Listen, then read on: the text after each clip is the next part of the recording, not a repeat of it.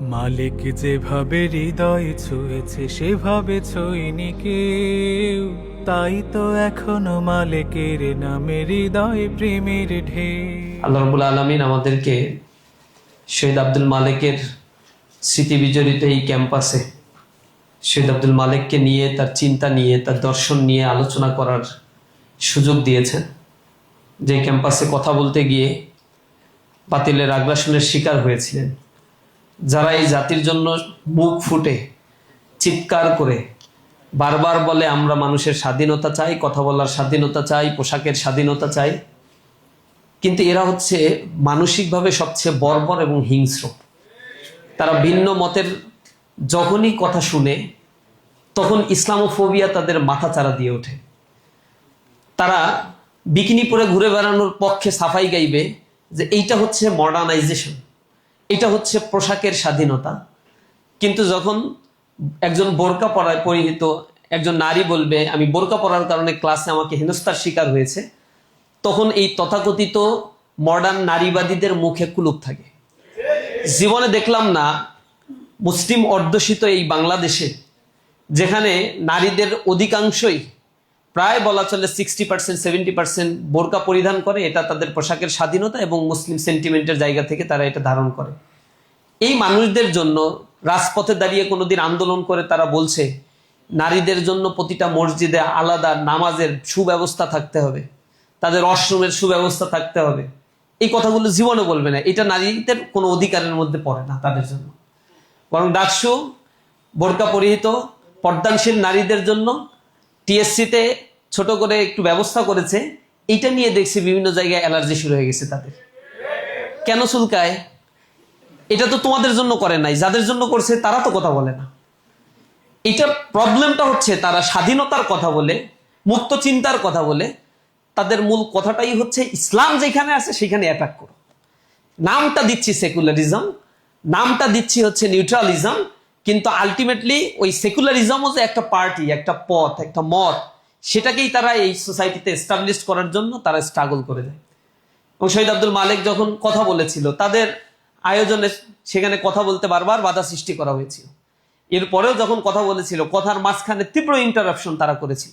এরপরেও শহীদ আব্দুল মালেক তার বক্তব্য চালিয়ে গিয়েছিলেন এবং ক্ষুরধার যুক্তির কাছে পাল্টা যুক্তি দিতে না পেরে সেখান থেকে সে বের হওয়ার পরে সোহরাওয়ার্দী উদ্যানে তাকে একা পেয়ে নির্মমভাবে আঘাত করে। আঘাতে আহত হয়ে 3 দিন পরে তিনি শাহাদাতের অমীয় সুধা পান করেন। এই বিপ্লবীর জন্য আল্লাহ রাব্বুল আলামিনের কাছে দোয়া করি, শহীদ আব্দুল মালেকের রক্তের বিনিময়ে এই ক্যাম্পাসে হাজার হাজার মালেকের জন্ম হয়েছে, হাজার হাজার চিন্তা চেতনার জন্ম হয়েছে, যেই মানুষগুলো ইসলামের পক্ষে জাতির উৎকর্ষতা সাধনের জন্য তাদের জীবন দিতেও কুণ্ঠাবোধ করবে না ইনশাআল্লাহ। আজকে যে সেমিনারের প্রবন্ধটা উপস্থাপন করা হলো, আমি এটা কয়েক দফা পড়লাম। একটা পার্সপেক্টিভ থেকে প্রবন্ধটা লেখা হয়েছে। বিশেষ করে শহীদ আব্দুল মালেকের শিক্ষা প্রস্তাবনাটা কেমন ছিল সেটা খুব অল্প সময়ের একটা বক্তব্য ছিল, কিন্তু বক্তব্যের প্রগাঢ়তা এবং গভীরতা ছিল অনেক তাত্ত্বিক, অনেক বিশ্লেষণ ধরে, যে তাত্ত্বিক আলোচনাগুলো এখানে করা হয়েছে শুরুতেই। এরপরে বলা হয়েছে সমকালীন বাংলাদেশের শিক্ষা ব্যবস্থার বাস্তবতা আসলে কোথায় নিয়ে যাচ্ছে।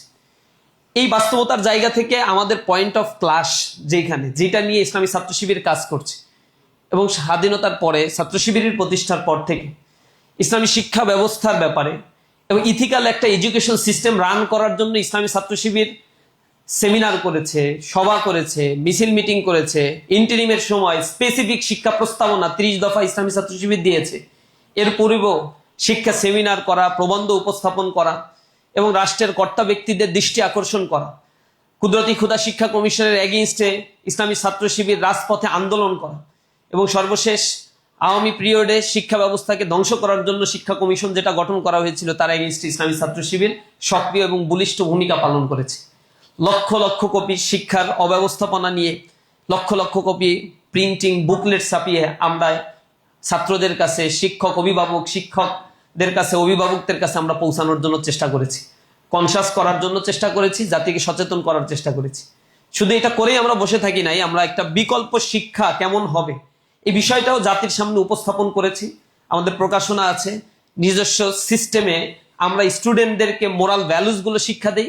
ক্লাস ভিত্তিক এই ভ্যালুসগুলো শিক্ষা দেওয়ার জন্য আমাদের প্রকাশনা, আমাদের সেমিনার, আমাদের সাধারণ সভা, আলোচনা সভা, পাঠচক্র লক্ষ লক্ষ স্টুডেন্টদেরকে নিয়ে প্রতিনিয়ত ইসলামী ছাত্র শিবির সেটা করছে, যতদিন না পর্যন্ত এই ম্যাটেরিয়ালিস্টিক সোসাইটি থেকে একটা ইথিক্যাল মানবিক একটা সোসাইটিতে কনভার্ট হয়, ততক্ষণ পর্যন্ত ইসলামী ছাত্র শিবির তাদের এই কাজগুলো করবে ইনশাআল্লাহ।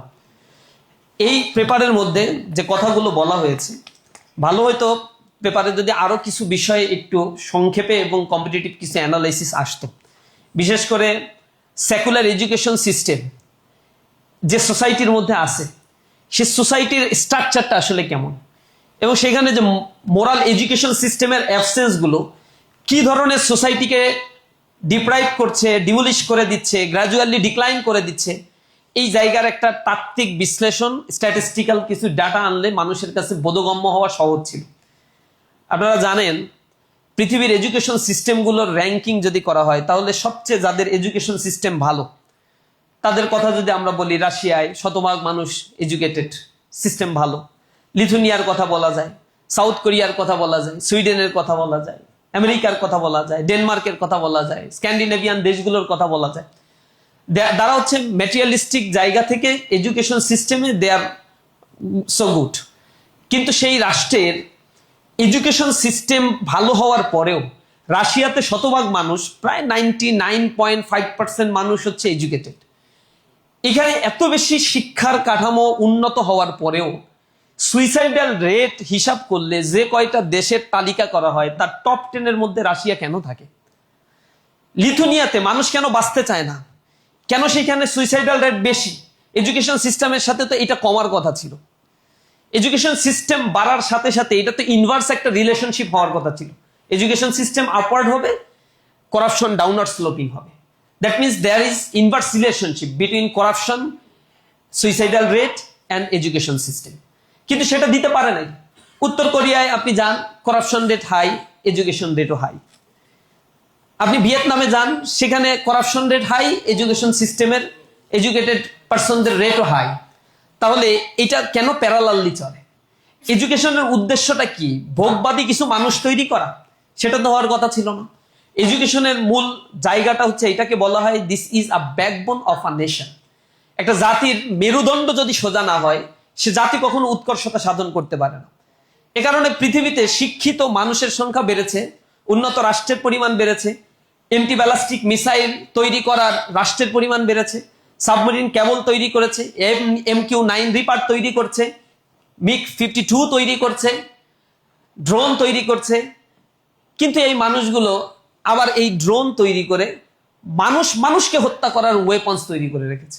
মনুষ্যবিহীন বিমান পাঠিয়ে দিয়ে গাজার স্তেপে হাজার হাজার মানুষকে, নিরস্ত্র মানুষগুলোকে, দুর্বল শিশু এবং নারীদেরকে হত্যা করে ফেলছে। চেচনিয়া, বসনিয়ায় জাতিগত নির্যাতন চালানো হয়েছে, রুয়ান্ডায় পলপটের নেতৃত্বে গণহত্যা চালানো হয়েছে, কম্বোডিয়ায় গণহত্যা চালানো হয়েছে, চায়নায় গণহত্যা চালানো হয়েছে। পৃথিবীর এই জায়গাগুলো আরো অনেক অনেক ইতিহাসগুলো আছে। আলবেনিয়ার কথা আমরা জানি। এই জায়গাগুলোতে সেকুলাররা যখনই একটা রিভলিউশন করেছে, তখন তারা গণহত্যা চালিয়েছে। এবং পৃথিবীর ইতিহাসে তাদের এই গণহত্যার সিস্টেম হচ্ছে, তাদের সিস্টেমের সাথে, থিঙ্কিং এর সাথে যেই যাবে না তাদেরকেই তারা হত্যা করবে। শহীদ আব্দুল মালিককে হত্যা করেছে কমিউনিস্টরা, কমরেডরা।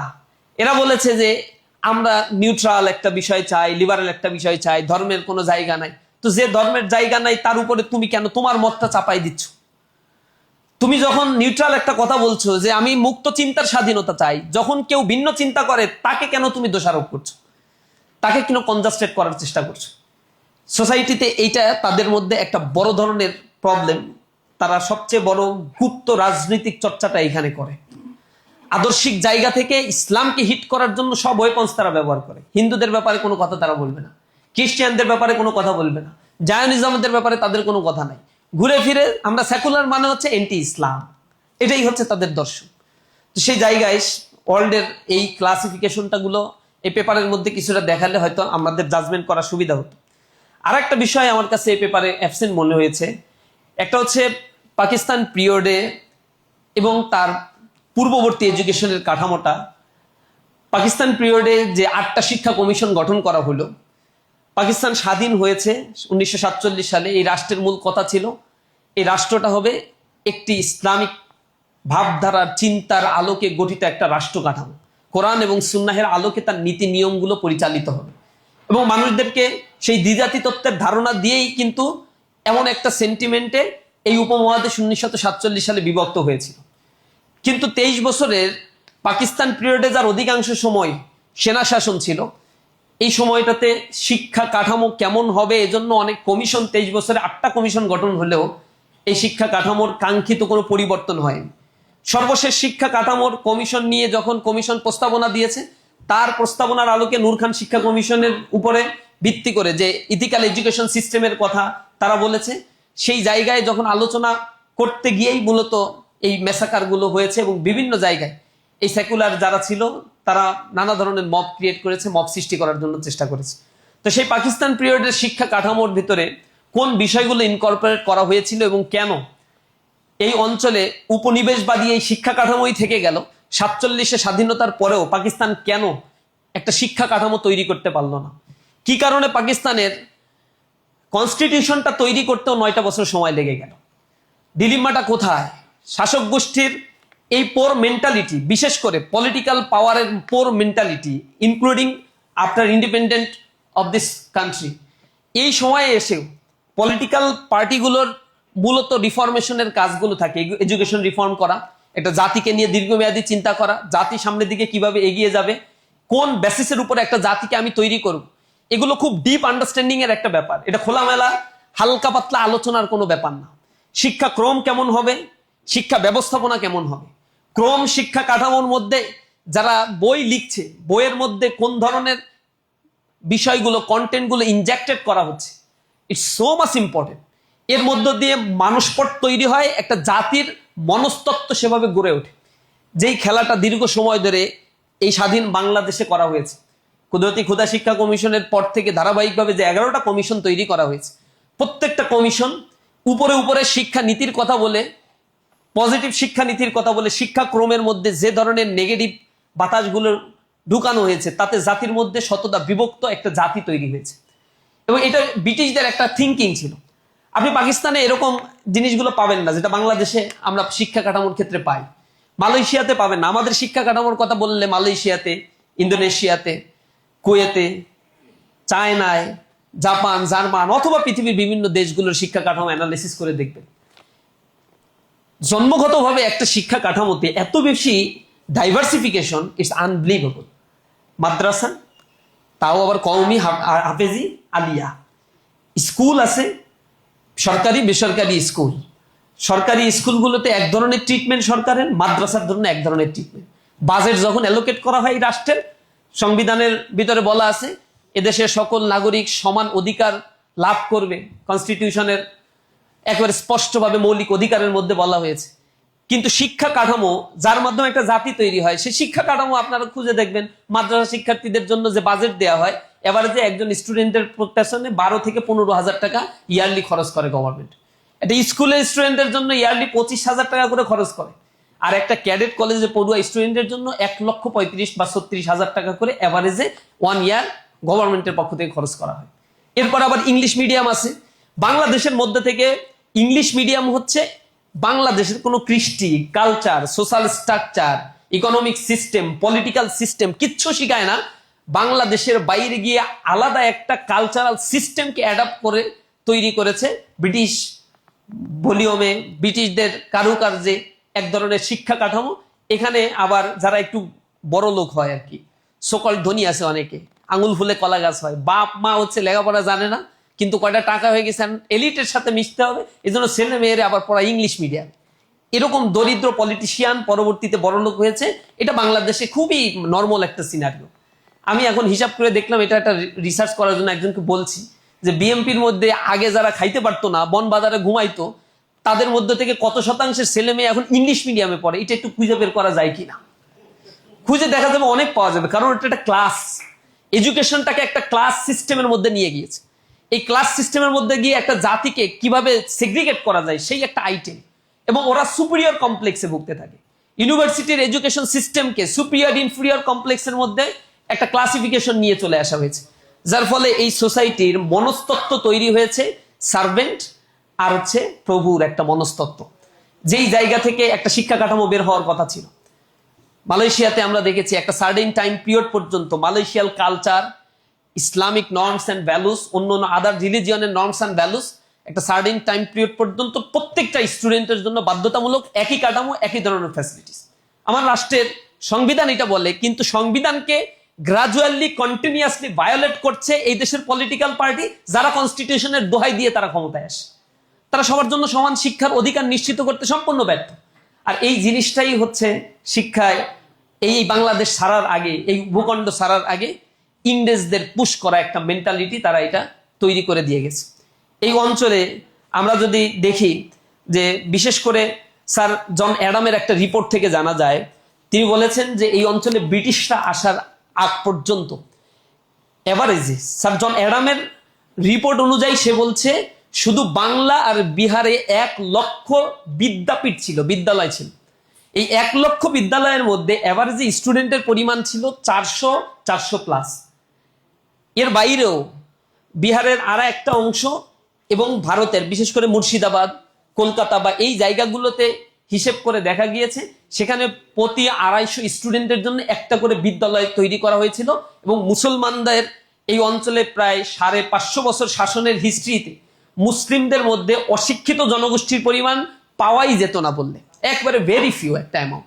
মুসলিমরা তখন শিক্ষা অর্জন করত, এই বিদ্যালয়গুলো সবার জন্য উন্মুক্ত ছিল। এই অঞ্চলে দাসত্বের মেন্টালিটি থেকে জাতিকে মুক্ত করার জন্য শিক্ষা কাঠামো, সভ্যতা, কৃষ্টি, কালচার মুসলমানরা স্বাধীন সুলতানি আমল এই সময়গুলোতে সবচেয়ে বেশি অ্যাডাপ্ট হয়। এবং এই সময় বিশেষ করে আব্বাসীয় খেলাফতের সময়, যেটা উমাইয়াদের পরে 750 থেকে 1258 এই পর্যন্ত, এই দীর্ঘ একটা সময় ধরে আব্বাসীয় খেলাফতের সময় এখানে 37 জন খলিফা এসেছিলেন। প্রত্যেকেই জ্ঞান বিজ্ঞানের উৎকর্ষতা সাধনের গুরুত্বপূর্ণ ভূমিকা তারা পালন করেছিলেন। এবং সেই ঢেউটা এই অঞ্চল পর্যন্ত চলে এসেছিল। স্বাধীন সুলতানি আমলেও এই অঞ্চলের মানুষের মনস্তত্ত্ব কিভাবে তৈরি হবে, মানুষের মধ্যে বন্ডিংসটা কিভাবে তৈরি হবে, জাতি হিসেবে নিজেকে তারা কিভাবে পরিচিত করে তুলবে, সেই ব্যাপারেই মুসলিমরা সবচেয়ে বেশি গুরুত্ব দিত। এবং মুসলিমরা ছিল এই ভূখণ্ডের স্থায়ী নিবাসী। দুইটা জাতিকে এই অঞ্চলের স্থায়ী নিবাসী বলা হয়, একটা হচ্ছে আর্য আর একটা হচ্ছে মুসলিম। কারণ এরা এখান থেকে লুটপাট করে সম্পদ নিয়ে চলে যায়নি, এখানে এসে শুধু শাসন করার জন্য তারা আসে নাই। এখানে থাকছে, বিয়ে শাদী করছে, সংসার করেছে, জাতির জন্য চিন্তা করেছে, ব্যবসা বাণিজ্য করেছে, পুরো জাতিকে উঠিয়ে নেয়ার জন্য, বিশ্বের দরবারে উন্নত করার জন্য যা করণীয় মুসলিমরা এখানে তাই করেছে। এর আগে দাজরা এসেছিল, ওলন্দাজরা এসেছিল, এখানে অনেকেই এসে শুধু মশলা নিয়ে লুটপাট করে এখান থেকে চলে গিয়েছে এবং সাপ্রেশন করেছে, আগ্রাসন চালানো হয়েছিল। মুসলমানরা শুধুমাত্র এখানে ইকোনমিক ডেভেলপমেন্টের জন্য, সোশ্যাল স্ট্রাকচার ডেভেলপমেন্টের জন্য অনবদ্য ভূমিকা পালন করেছে।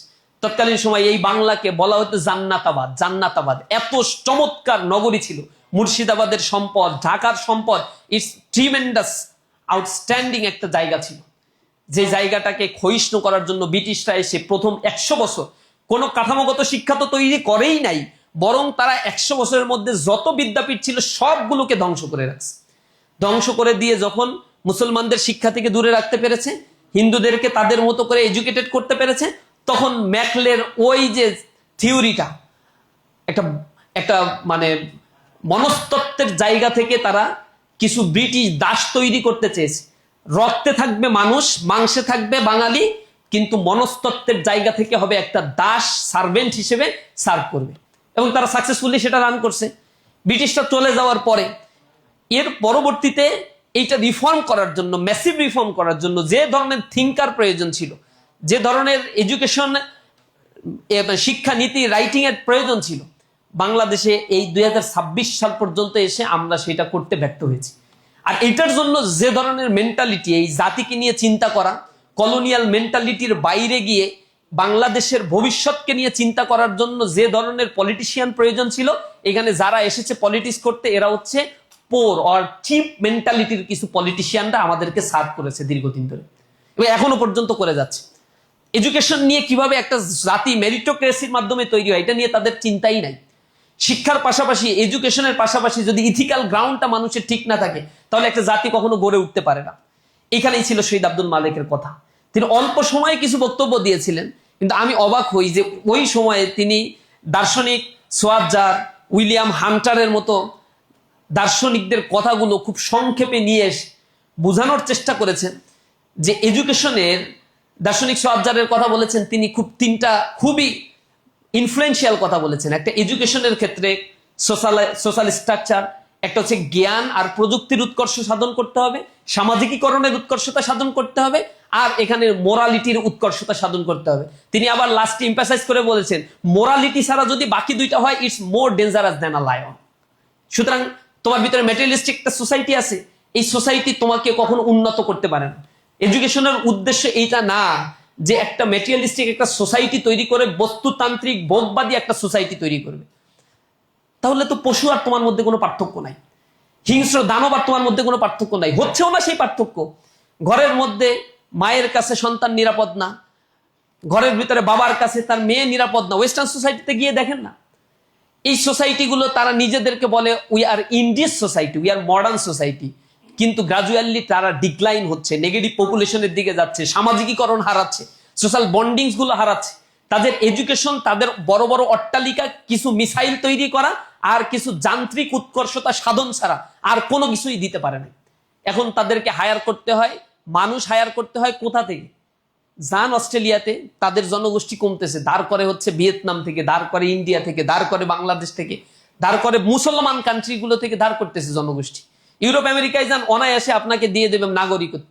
যান না সৌদি আরবে, সারাদিন কান্দেন, কোনোদিন নাগরিকত্ব দিচ্ছে না তারা, অনেক কষ্ট সেখানে। মুসলিম দেশগুলোতে এত অভাব অনটন তাদের নাই, জনগোষ্ঠী নিয়ে এত কার্পণ্যতায় ভোগে না তারা, কিন্তু তাদের সংখ্যা গ্রাজুয়ালি ডিক্লাইন হয়ে যাচ্ছে। এমন এডুকেশন ফ্রিমিক্স, এই ফ্রি মিক্সিং ব্যবস্থাগুলো তাদের ধ্বংস করে ছাড়ছে। ফ্রি সেক্স লিভিং টুগেদার প্রথাগুলো তাদের সামাজিক কাঠামোগুলোকে ভেঙে চুরে খান খান করে ফেলছে। 43% সন্তান আমেরিকায় জন্মগ্রহণ করে তার পিতৃ পরিচয় সম্বন্ধে ধারণা লাভ করে না। সুইডেনের 72% মানুষ জানে না তার বাবার পরিচয়টা কি। ব্রাজিলে ফ্রি সেক্স লিভিং টুগেদার প্রথা চালু থাকার কারণে, জার্মানিতে এই জিনিসগুলো চালু থাকার কারণে এখানে ছেলেরা ছেলেদের বিয়ে করে, গেই মেয়েরা মেয়েদেরকে বিয়ে করে, বিহাইনিজম। জন্মের পর থেকে ছেলেদের প্রতি মেয়েদের ওই আকর্ষণ, ইন্টারাকশন গুলো একেবারেই কমে যায় ফ্রি সেক্স লিভিং টুগেদার থাকার কারণে। মেন্টালি তারা হয়তো লেখাপড়া করে কিছু বস্তুতান্ত্রিক, কিছু অর্থনৈতিক সমৃদ্ধি অর্জন করছে, কিন্তু তারা হয়ে যাচ্ছে একেবারেই জড়বস্তু আর হিংস্র পশু পাখির মতো। একটা ইন্টারনেটে একটা রিসেন্টলি একটা ঘটনা দেখলাম, একজন মানুষ কুকুর সাজছে এবং কত লাখ টাকা যেন খরচ করে কুকুরের মতো একটা পোশাক পরে কুকুর হয়ে ঘুরে বেড়াচ্ছে। মেন্টালিটি কোথায় চলে গেছে? ওরা হচ্ছে ভালো থাকতে, মানুষ থাকতে ইচ্ছা করে না, ওর কুকুর বিড়ালি হইতে ইচ্ছা করে। ওর শিক্ষা, ওর সমাজ তো ওরে কুকুর বিড়ালের শিক্ষাই দিছে, ও মানুষ হবে কিভাবে? তখন আর ওর এটা আর ভালো লাগতেছে না। দুনিয়ায় সুস্থ মানুষ যারা, একটু যাদের মেন্টালিটি আছে, মানবতা বোধ আছে, মানবিকতা আছে, রেশনালিটি আছে, সেই মানুষ এটা দেখলে কি বলবে? এটা পাগল ছাগল ছাড়া আর কারো এই কাণ্ড এটা হইতে পারে না। কিন্তু ওয়েস্টার্নরা এরকম পাগল ছাগলের জন্ম দিচ্ছে। মাঝে মাঝে ওই পাগলের জন্ম হয় কারণ তার শিক্ষা কাঠামো, তার সামাজিক ব্যবস্থা, তার পারিবারিক কাঠামোগুলো তাকে এমন ভাবে বিচ্ছিন্ন করে ফেলে, সে ট্রমাটাইজ হয়ে যায়। সে কি করবে সে বুঝতে পারে না, তার আসলে রেসপন্সিবিলিটি কি অ্যাজ এ হিউম্যান বিং, সে দুনিয়াতে কেন আসছে, কেনই বা কিছুদিন পরে তাকে চলে যেতে হবে। এই দর্শনটা যখন তাকে শিক্ষা দেওয়া হয় না, তখন তার শিক্ষা কাঠামো শুধুমাত্র সে মনে করে এই শিক্ষায় শিক্ষিত হব, কিছু টাকা ইনকাম করব। এই কারণেই শিক্ষা কাঠামোর মধ্যে ইথিক্সের কোনো জায়গা যখন না থাকে, তখন এই সোসাইটির মধ্যে কাস্ট সিস্টেম তৈরি হয়ে যায়। পুঁজিবাদী সিস্টেমের মধ্যে দিয়ে একটা অংশ সম্পদের পাহাড় গড়ে, আর একটা অংশ দরিদ্র থেকে দরিদ্র হতে থাকে। এই সমাজে বুলেট বুড়ার সদস্যরা স্লোগান দিচ্ছে সমাজের সব মানুষ সমান, কিন্তু তারা যখন ক্ষমতায় যাচ্ছে তাদের ইকোনমি আর ফাংশন করছে না। বুলেট বুড়ার সদস্যরা হাজার হাজার লক্ষ লক্ষ মিলিয়ন বিলিয়ন ডলারের মালিক হয়ে যাচ্ছে, আর দরিদ্র মানুষদেরকে তারা সাপ্রেস করে যাচ্ছে। This is the common scenario. এই মূল কারণটাই হচ্ছে এডুকেশন সিস্টেম এই সেগ্রিগেশন গুলো তৈরি করছে। আমার বাংলাদেশে যেমন মেন্টালিটি তৈরি করছে, মাদ্রাসায় শিক্ষিত মানুষের ব্যাপারে নেগেটিভ একটা ধারণা যে মাদ্রাসায় পড়ছে ও আর কি করবে, কওমিতে পড়ছে ও তো মাদ্রাসার হুজুর হওয়া ছাড়া আর কিছুই করার কিছু নাই। কারণ কওমি মাদ্রাসাগুলোতে পড়ে এসে ডাক্তার হইতে পারবে না, ইঞ্জিনিয়ার হইতে পারবে না, এরকম একটা কাঠামোগত জায়গাগুলোতে নিয়ে চলে গেছে যে ওর মেন্টালিটি হচ্ছে উনি হচ্ছে এই সমাজের জন্য একটা পার্টিকুলার সেক্টরের জন্য, আর কিছুই না। সে আর ওই অন্য আর কিছুই শিখতে পারবে না। একটা ছেলে স্কুল কলেজে পড়ছে তার মানে সে ইথিক্যাল হবে না। সে কলেজে পড়ার পরে অবাক হয়ে যায়, কলেজে পড়ছে তুই শিবির করিস, অবাক হয়ে যায়, শিবির করতে পারে না, এটা তো সাংঘর্ষিক একটা বিষয়। শিবির তো একটা হুজুরের দল, এটা মাদ্রাসায় পড়বে, দাড়ি টুপি থাকবে, এটা একটা কমিউনিটি, একটা আলাদা। আমি যে বাংলাদেশে জন্মগ্রহণ করছি, আমি যে মুসলিম, আমার যে আমি সবার সাথে মিশতে পারি, এই সোসাইটি আমার এডুকেশন সিস্টেমের মধ্যে দিয়ে এটা ডিফারেন্সিয়েটটা করে ফেলছে। ইউনিভার্সিটিগুলোতে সাবজেক্ট ওয়াইজ আমার এই ডিফারেন্সিয়েশনটা করে ফেলছে। সেই জায়গা থেকে আমাদেরকে পরিবর্তিত হতে হবে। আমার দেশে এখন সবচেয়ে বড় ক্রাইসিস এই এডুকেশনের সাথে ইথিক্যাল এই রিলেশনশিপটা নাই, যার ফলে ব্যানবেজের তথ্য বলে বাংলাদেশের 80% মানুষ জিম্মি হয়ে আছে মাত্র 20% মানুষের কাছে। বাংলাদেশের 90% সম্পদ জিম্মি হয়ে আছে এই 10% মানুষের কাছে। এই সম্পদগুলোর ইউটিলাইজেশন করতে হবে। ইসলাম এই প্রপার ইউটিলাইজেশনের কথা বলে, ইসলাম ডিসেন্ট্রালাইজেশনের কথা বলে, ইসলাম ইনসাফের কথা বলে। ইসলাম বলে একটা সোসাইটিকে যদি গড়ে উঠতে হয় তাহলে সোসাইটির আভ্যন্তরীণ সকল মানুষকে সমানভাবে গুরুত্ব প্রদান করতে হবে। সেই জায়গা থেকে ইসলামী ছাত্র শিবির তার শিক্ষা প্রস্তাবনা প্রস্তুত করেছে, একটা জাতি কিভাবে উন্নত হতে পারে, আমরা কিভাবে মেরিটোক্রেসির মধ্য দিয়ে একটা সোসাইটিকে এগিয়ে নিয়ে যেতে পারি, যেখানে ব্রেইন ড্রেইন হবে না। চায়নায় দেখেন, আমেরিকার মতো জায়গায় প্রতি বছর চায়নার অন্তত 10 থেকে 15,000 স্কলার চায়না থেকে আমেরিকায় চলে যাচ্ছে। আজকে যদি আমেরিকা বলে যে চায়নার কোনো নাগরিককে আমেরিকায় ঢুকতে দেব না, আমেরিকার 50% গবেষণাগার ক্লাস করবে। এত বেশি উন্নত রিসার্চ সেন্টারগুলোতে চায়নার আধিপত্য, তার জনগোষ্ঠীর আধিপত্য তারা তৈরি করে রাখছে। সিঙ্গাপুরে যান, যেই রাষ্ট্রটাকে একবারে আলাদাই করে দেওয়া হয়েছে, তার স্বাধীনতার জন্য কান্নাকাটিও করা লাগে না, জোর করে যারা স্বাধীন করে দিচ্ছে, সেই রাষ্ট্র অল্প কয়েকদিনের ব্যবধানে একজন চিন্তক রাজনীতিবিদ লি কুয়ানের নেতৃত্বে মেরিটোক্রেসিকে প্রায়োরিটি দিয়ে এবং ওই মেধাবীদেরকে রাজনীতিতে পুনর্বাসন করার মধ্য দিয়ে কিভাবে সিঙ্গাপুর আমলাতন্ত্র থেকে বের করে একটা জাতিকে উন্নত জাতিতে পরিণত করেছে দেখেন। এবং সেটাকে আমাদেরকে অ্যাবজর্ব করতে হবে। এই দুইটা সাইমালটেনিয়াসলি যদি আমরা চালাতে পারি, সোসাইটিতে আমরাও অল্প সময়ের ব্যবধানে একটা উন্নত জায়গা নিজেদের জন্য তৈরি করতে পারবো। বস্তুবাদী শুধু উন্নয়ন নয়, শিক্ষার মূল উদ্দেশ্য যেটা harmonious development of body, mind and soul, এই আত্মার বিকাশ সাধনের মধ্য দিয়ে, বডি মাইন্ডের গ্রোথের মধ্য দিয়ে একটা সোসাইটিকে আমরা গড়ে তুলতে চাই। ইসলামী ছাত্র শিবির প্রতি বছরই শিক্ষা সপ্তাহ পালন করে শিক্ষার্থীদের কাছে এই কথাগুলো বলার চেষ্টা করছে। প্রত্যেকটি জায়গায় বুকলেট, লিফলেট এগুলো বিতরণ করে সচেতনতা গ্রো আপ করার জন্য চেষ্টা করছে। আপনারা যারা এখানে আজকে উপস্থিত হয়েছেন, আপনারাও নিজ নিজ জায়গা থেকে এই তাত্ত্বিক বিষয়গুলো মানুষকে বোঝানোর জন্য চেষ্টা করবেন। সোসাইটি পরিবর্তনের জন্য আমরাও যেন ভূমিকা রাখতে পারি। আল্লাহ রাব্বুল আলামিন আমাদের সেই তৌফিক দান করুন, আমিন। আসসালামু আলাইকুম ওয়া রাহমাতুল্লাহি ওয়া বারাকাতুহু।